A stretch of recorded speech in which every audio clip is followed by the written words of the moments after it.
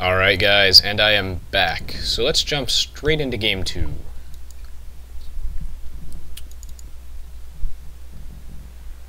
Okay, so Mayans versus Huns, and this is definitely Ghost Lake. Because this is a curious thing, is that HallisYoScholar actually has put his house really close to his town center, and this means that he will not be able to put a farm there. Typically what you'll see is that players will often put their houses like further away from their town center, not like super far because you don't want your villagers to walk any ridiculous distances, but usually want to leave room for like one farm to be around your town center. So that might make a small difference. Okay, so this is pretty interesting actually, that Bomberland decided to go for a mill right off the bat, and I do believe that's because, well, it's about a minute in and he just found his sheep, so he realized that he needed some form of food income, and he really didn't have any. And that's part of the whole scouting thing. Unfortunately, he really doesn't have enough sheep to scout with the sheep either. And as we know, Age of Empires 2 is a very historically accurate game in which ancient civilizations would domesticate sheep and use them as scouts, actually. It's very common for medieval civilizations to just herd sheep and use them for scouting purposes, so... as we know. So yeah, that's unfortunate that he's only going to be able to scout with his scout cavalry. And yeah, he only has 2 sheep. Yeah, it looks like his main group of 4 sheep is over here, so he's going to find that in just a minute, which is fine. Because yeah, HallisYoScholar gets the added benefit of being able to scout with his sheep, as you can tell over here. And that, you know, that makes a pretty significant difference. I mean, you look at the difference in scouting information that both players have, and HallisYoScholar is absolutely dominating at this point in scouting information. That is huge. And it shows in the difference in scores. You actually do gain a little bit of points for having the superior scouting, and the map exploration is really in HallisYoScholar's favor. He is using his sheep to scout and whatnot, and he's just really being more efficient at this point. I think starting with this mill here is I don't know, it's not necessarily a mistake, but one thing to keep in mind is that, you know, you gather from forage bushes a bit slower than you do from sheep, and your villagers do have to walk a small, almost insignificant distance to the mill, whereas with the sheep that you keep under the town center, they can just drop off the food immediately. And it's those little differences in efficiency that really can make the difference in these games. I do like how he has got loom this time, so that means that no more shenanigans. This boar is going to die. So he'll shoot the boar twice, and he's going to run it under his town center. And the reason being, of course, is, like I said, it's all about those drop-off distances. You don't want to have your villagers hunt this boar all the way over here. Might as well bring it under the town center where they don't have to walk at all to drop the food off. Alright, so I love this here. He stopped his villagers, which were going to instinctively make stupid decisions. Your villagers in Age of Empires 2 are always trying to make dumb decisions actively, and it's your job to fight them. So I do love how he stopped them from harvesting that 1 sheep so that he could focus entirely on this boar. This means that HallisYoScholar is not losing any bit of food at all, because remember, the sheep do decay. So very good play from HallisYoScholar. In this game, he is demonstrating that he's got really masterful control going on right now. Alright, yeah, and I like this a lot. The thing is that HallisYoScholar went for the standard lumber camp first before the mill, and going for a mill first is pretty uncommon, honestly. And it's going to slow him down, especially on the Huns, because the Huns only start with like 100 wood, so it's really going to slow him down.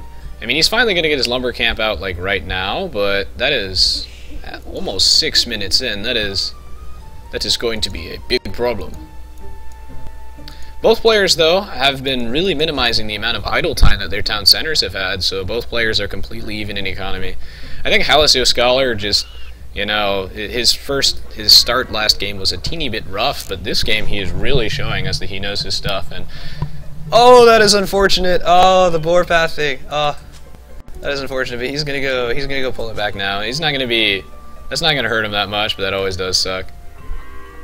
I do love this decision by Bomberland to put this lumber camp at the back over here. It'll be much easier to defend. And yeah, that is pretty tragic. This villager isn't half health though, so he's going to have to be just a teeny bit careful with that one. One thing to keep in mind, one thing to keep in mind with Ghost Lake is that it's really, really hard to wall on that map. Really, really hard to wall because of this stupid ice lake in the middle. And I do love how they put some fish in there just to taunt you, because it's not like you can build a mill here anyway, so you're not harvesting those. Alright, so he finally got that boar now, and things are looking good, things are looking good. In terms of map generation, I would say that, once again, the map generation is in favor of Bomberland. And that's one thing that you have to keep in mind is, you know, the map generation aspect of Age of Empires 2 doesn't necessarily win games, but it does force players to adapt, basically. You have to play based on the map, and the map is random. And in this case, Bomberland has unquestionably the better map generation. Reason being is that his main gold deposit is incredibly easy to defend. It is really, really, really close to his town center, and it's really close to a good forest right here. So it would be easy to put a watchtower to protect both of them, and he can just wall this area. Like, it's really a great position, whereas all of HallisYoScholar's gold is, just like last game, in the front. Actually, all of his minerals are hilariously in the front. And the only way for him to wall this off is to sort of do this ghetto walling where, you know, his stone mine becomes part of the wall, and that is unfortunate. So anyway, the differences between the civilizations this game, I think, is also going to make a pretty significant difference, is that, you know, Bomberland doesn't have to build any houses, and early on, starting with less wood is really going to slow him down, and not having houses is both a blessing and a curse, but in the long run it will save him a lot of wood. But the Mayans do make up for this, more so with the fact that their resources last 20% longer, so yeah, HallisYoScholar really appears to be, like, at least based off his score, developing quite the resource lead, perhaps. Aha! And this is because Bomberland has opted for a much earlier feudal age than HallisYoScholar has. And I'm sure that HallisYoScholar is fully aware of this, and ooh, we see these 3 on gold right off the bat. That signifies that he's probably going to go, like, almost immediately into archers, perhaps, if he wants to. Or perhaps we'll see bloodlines from scouts, but either way, this extra gold implies that there's going to be probably some archers and maybe a reasonably quick castle age, actually. Like, he really, really wants to get into those cav archers or knights pretty quickly. Alright, so we got the barracks coming up from Bomberland right now. That is actually hilarious. Oh, wow. Great play from Bomberland here, and wow, yeah, so he just walled in HallisYoScholar's scout, and that is actually insanely significant. That is huge. He only gets 1 Eagle Warrior until he hits the Castle Age, so he has no scouting information at all. This thing is trapped, and wow, that could be game-changing, you never know. Oh, it is so tragic that HallisYoScholar's map is set up this way, because, like, the only gold that he can mine right here is going to be incredibly hard to defend. And it's going to be difficult to saturate as well unless he shifts his wall over. Interesting, though, that there's no barracks from him at all yet.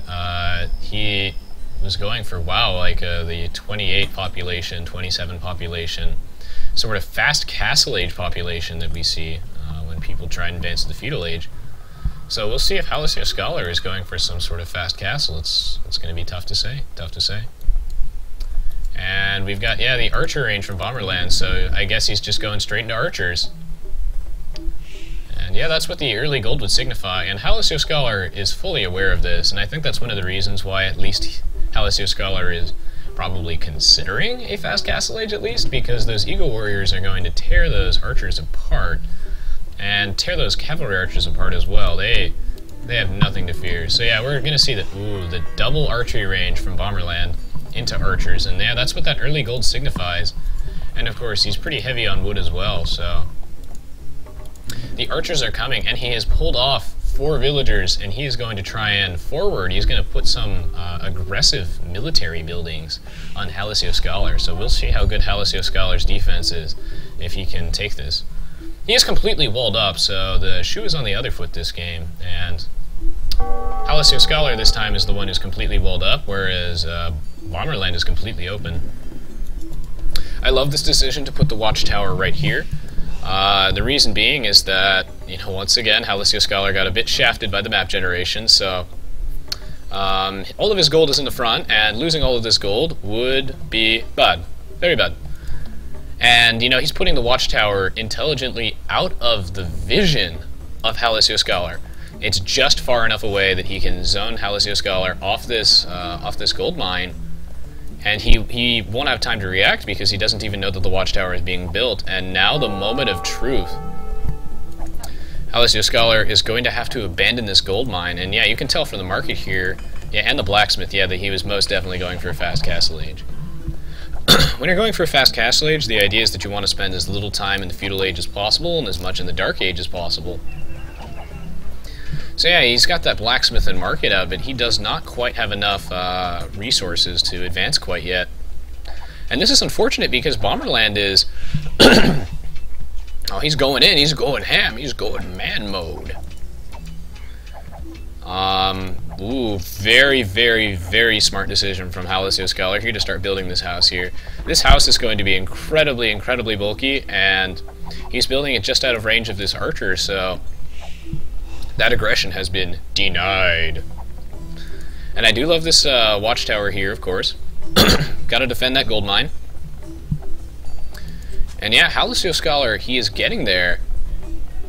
He is on his way. He might actually get to the castle age really, really, really soon. Ooh, I do love how he's force dropping off all of the food right now. And bam, he is now ready for the castle age. This is going to be huge.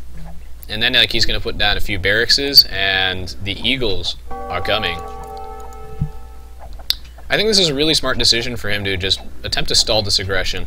This is the exact opposite of the last game that we saw, in which like HallisYoScholar was trying to knock on the door of Bomberland, and Bomberland was all walled up, and he's like, I'm gonna be really, really annoying, like my defense is gonna be impregnable. And now it's exactly the opposite. Of course, this is gonna be much harder for HallisYoScholar than it was for Bomberland, just because of the way that his map is set up, that this gold is super, super vulnerable.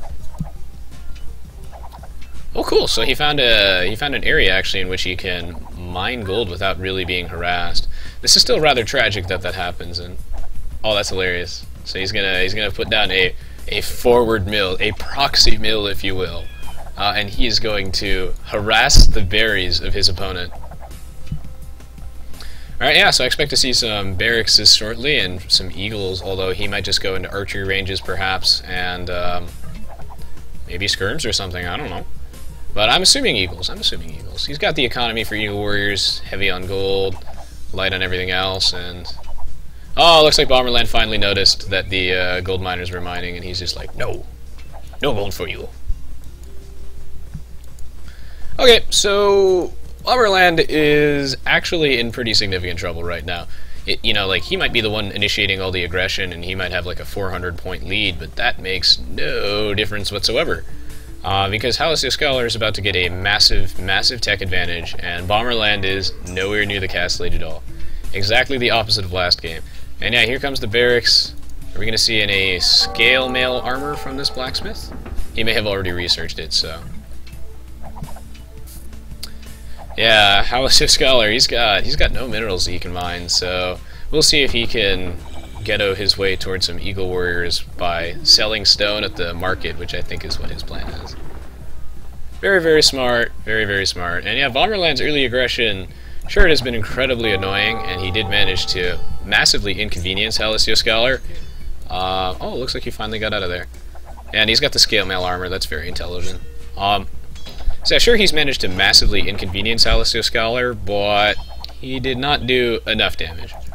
Those archers here, again, are going to be annoying and force HallisYoScholar to be extremely poor and uncomfortable this game. Well, he's got to watch this Eagle Warrior, though, because he's just going to throw this one away for free, and that is not good. That is not good at all. Oh my, alright, so Bomberland actually takes this game as well, so HallisYoScholar, wow, yeah, I guess he just did not have enough money to afford these Eagle Warriors. I'm honestly not sure in his situation if I would have GG'd out. I don't think I would have at all. Even though he didn't have any money for those eagles, he could have just used the market to sell wood and food to get gold, and he could have just almost like boomed on top of this, because Bomberland was so very far away from the castle age at this point, and he was completely open, and I really don't think he would be much of a threat. With you just sell a bit of resources at the market, perhaps get a ram out, support it with some of the skirmishers and whatnot. I don't think it would have been a big deal. I think HallisYoScholar was actually still in a relatively commanding situation, but either way, it is hard to tell, honestly, where this game would have gone in that situation. So, alright, let's go check out the achievements.